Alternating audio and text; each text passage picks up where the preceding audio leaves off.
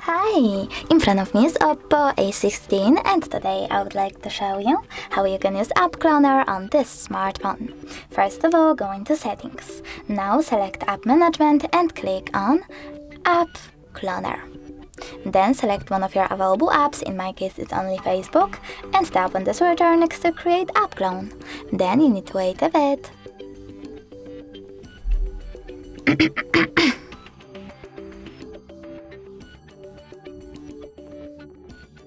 And click on Rename App Clone. Over here you can type in wherever you wish to. I will go with FB. Tap on this icon at the top right corner over here and go back.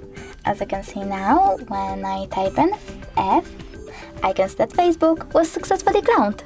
Thanks so much for watching. If you enjoyed this video, leave a like, comment and subscribe. Bye!